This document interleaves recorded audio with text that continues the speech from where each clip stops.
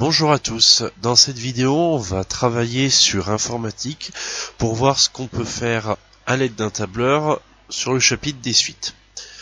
On va voir ça au travers de deux petits exercices. Le premier que je présente ici, c'est un exercice qui nous demande d'étudier une salle de spectacle en forme de cône. Dans un premier cas, on part de la pointe du cône et on va jusqu'au fond, jusqu'à la base. Et du coup, on a un premier rang qui est très petit, à 4 places, le deuxième rang il a 10 places, et puis après, chaque rang suivant, il a 6 places de plus. Donc 16 places au troisième rang, ensuite ainsi de suite. Ce qu'on nous demande de faire, c'est dans la colonne B de rentrer le terme initial de la suite dans la cellule B1, ensuite en B2 d'entrer formule qui permet de calculer son terme, et ensuite d'aller calculer jusqu'à B500, donc jusqu'au 500e terme de la suite, et résultat qu'on va obtenir. Ce qui permet du coup de répondre à quelques questions, notamment de savoir à quelle rangée on aura plus de 525 places. Ça nous permettra également, dans un second temps, de comparer à une autre configuration de salle où cette fois-ci on partirait de la base du cône pour aller jusqu'à la pointe et où du coup on aurait un premier rang très grand qui aurait 504 places, 500 places au second rang et 4 places de moins à chaque fois qu'on avance d'un rang, donc on a de moins en moins de places.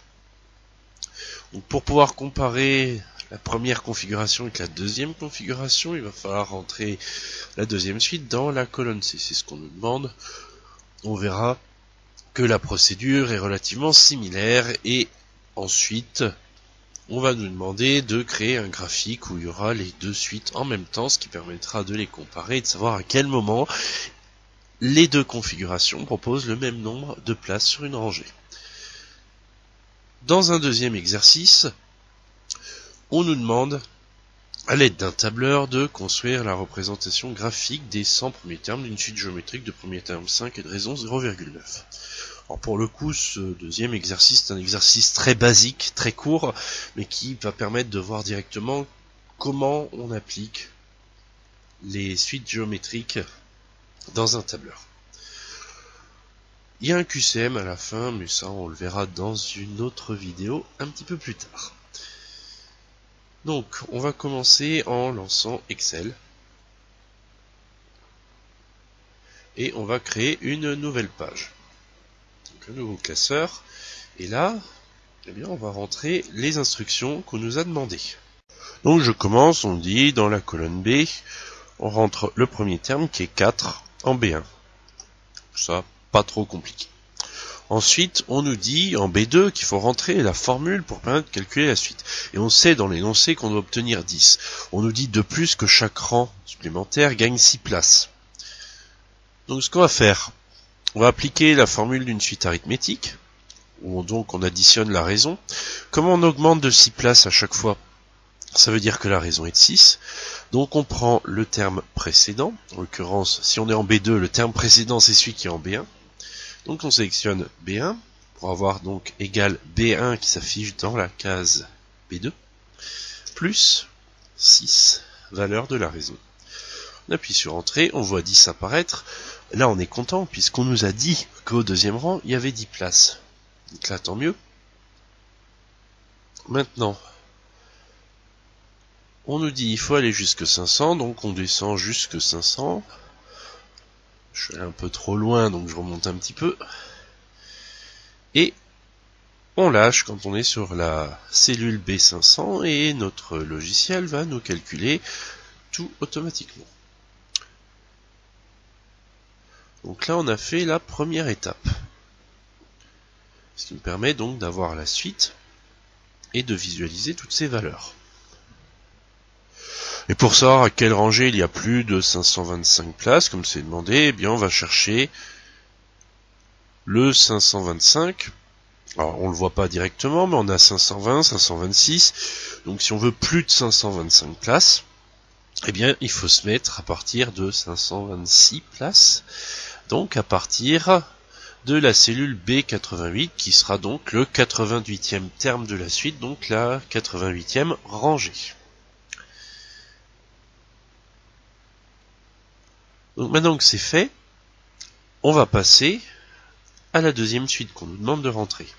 Alors celle-là, elle commence à 504, premier terme, donc on le met en C1, puisqu'on nous dit de rentrer cette suite dans la colonne C. On nous dit que à chaque rangée, il y a 4 places de moins.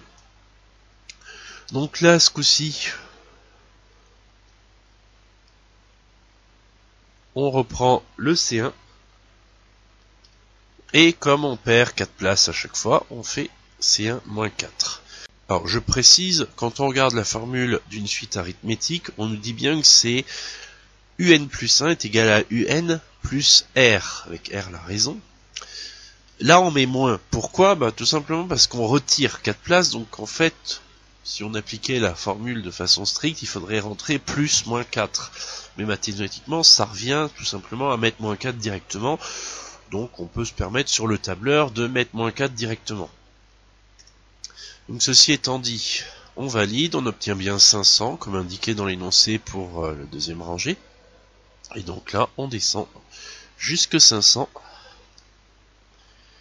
Alors quand je dis on descend, c'est avec la fonction de recopiage.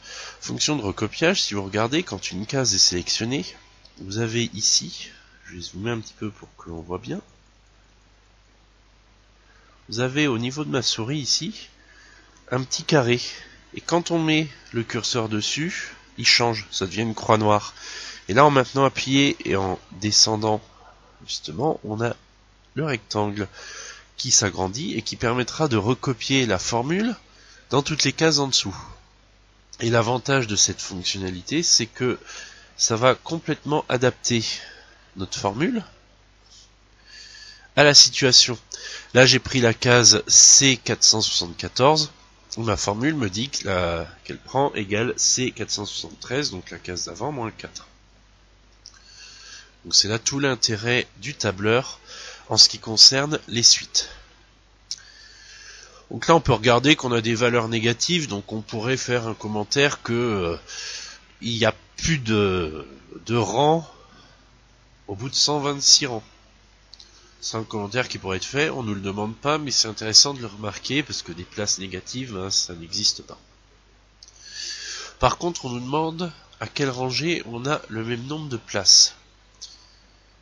Alors, en regardant, bien attentivement, on se rend compte qu'à la 51e rangée, donc au 50e rang des suites, on a 304 places dans les deux cas. Donc ça sera à ce moment-là qu'on a le même nombre de sièges dans nos rangées. Donc ensuite, on nous demande de construire la représentation graphique des deux suites en même temps sur le même graphique. Et on précise qu'il faut établir et rentrer dans la colonne A, qu'on a laissé vide, le rang de la suite. Alors pour ça, terme initial C0, CU0 pardon, ou V0, ou le nom de la suite 0, donc le rang initial C0. Donc on met en A1 0. Ensuite, on avance de 1, donc on met 1, 1 du coup, logiquement. On pourrait s'embêter à rentrer tout à la main, mais si on sélectionne les deux cases, 0 et 1, et qu'on utilise la fonction de recopiage pour aller jusque 500, on va se rendre compte que le logiciel complétera tout à notre place, ce qui est quand même plutôt pratique. Qu'en fait, il comprend qu'on veut avancer de 1 en 1 en ayant le début, et du coup, il avance de 1 en 1 tout le temps. Ce qui permet de gagner du temps. Donc maintenant, vu qu'on veut les deux suites sur le même graphique, on va sélectionner les trois colonnes, on va descendre jusque 500, ici. On va aller dans Insertion, on va chercher le nuage de points, et on va prendre le nuage de points, qui va nous permettre d'avoir la représentation graphique. Alors si vous vous souvenez bien, on a dit dans d'autres vidéos sur les suites, et au niveau des formules sur les suites, que ça va être une représentation en nuage de points. Or là, on a des traits qui paraissent continus. Sauf qu'ils ne font que paraître continus. Ils ne le sont pas, puisqu'on a bien pris le nuage de points, simplement que les points sont tellement rapprochés les uns des autres que on ne voit pas du tout les points séparés. Par contre, on va essayer de zoomer. quand on zoome, on commence à voir que c'est pas une ligne droite. En fait, c'est simplement des ronds qui sont collés les uns aux autres. Et pour voir les points bien séparés, il faudrait soit prendre moins de valeur, soit simplement agrandir encore plus cette image. Bon, vu que la taille de l'écran est limitée, on va pas pouvoir s'amuser à se faire ce genre de choses. Par contre, on va bien vérifier, c'est pas demandé, mais pour que vous voyez bien vérifier qu'on a des points séparés en prenant un peu moins de valeur. Donc si j'en prends que 20, que je vais insérer mon graphique, j'aurai bien des points séparés. Donc il y a un autre, se confirme bien que la représentation graphique est la bonne.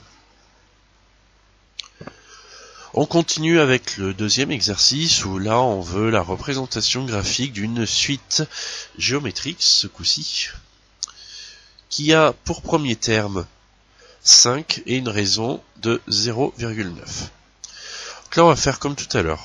Je vais déjà commencer par paramétrer la colonne A pour avoir le rang de la suite. Donc vu que je les 100 premiers termes, je vais aller jusqu'à la case 100. Donc A100 en l'occurrence. Donc je précise une chose, vu qu'on part de A0, les 100 premiers termes, ça s'arrête au rang de la suite 99. Ce qui est logique, puisque si on compte bien, on a 100 cases. Et le 0 compte comme le premier rang. Donc faites bien attention à ça. Maintenant, paramètre ma suite. Premier terme, on a dit 5. Donc on rentre premier terme directement. Ensuite, on rentre la formule en B2. Donc ça correspond au terme précédent, donc en l'occurrence celui qui est en B1. Donc cette fois-ci c'est une suite géométrique, donc c'est un multiplié. Et du coup, pour le tableur, c'est la touche étoile. Et ensuite, du coup, on multiplie par la raison 0,9. On rentre la formule, on tape sur entrée, on trouve 4,5. Et on recopie tout ça jusqu'à 100, comme c'est demandé. Donc une fois que c'est fait, on veut la représentation graphique, donc on sélectionne nos deux colonnes, jusque à la ligne 100 du tableur, insertion nuage de points, et on obtient notre représentation graphique. Alors là, le phénomène dont je vous parlais tout à l'heure, que quand les points sont très rapprochés, on a l'impression que ça fusionne et que ça fait une ligne, ben on le voit très bien. Au début, ils sont très espacés parce que descend assez vite, et puis après, ben, ils sont très très proches. On a limite l'impression, en particulier quand le graphique est petit, que ça forme une ligne. Mais en fait, là, on le voit très bien, si on agrandit, ils sont bien espacés, c'est bien des points non reliés. Donc voilà ce qu'on peut faire avec un tableur pour les suites. Alors, je précise, là, c'est vraiment les fonctions les plus basiques sur les suites. On peut aller beaucoup plus loin, on peut se permettre de traiter des exercices un petit peu plus complexes grâce au tableur. Mais avant de passer au compliqué, il faut maîtriser les fonctionnalités les plus simples. Le tableur est un outil extrêmement puissant dans le chapitre des suites. Il permet de calculer tous les termes d'une suite. Vous pourrez calculer 100 termes, 200 termes, 300 termes, 1000 termes, 10 000 termes. Vous pourrez même aller plus loin, plus votre ordinateur est puissant, plus il sera capable de calculer un nombre de termes assez élevé. Donc si vous maîtrisez cet outil, vous aurez un outil qui vous permettra de répondre à quasiment n'importe quel exercice sur les suites numériques au niveau première. Donc c'est vraiment quelque chose qu'il est impératif de bien maîtriser, puisque en particulier en lycée pro, sur les évaluations, en particulier les évaluations certificatives, les CCF, il y a bien souvent droit au matériel informatique et donc à la possibilité d'utiliser un tableur sur les suites numériques. Donc autant ne pas se priver de cette chance et avoir la maîtrise d'un outil qui peut fortement vous simplifier la vie. Si vous avez des questions, n'hésitez pas à les laisser en commentaire. Si la vidéo vous a plu, laissez un pouce bleu, ça permettra de la faire connaître. Et pour ne pas rater de futures vidéos sur la chaîne, vous savez ce qu'il faut faire, vous abonner. Et comme ça, moi, j'ai plus qu'à vous dire à très bientôt.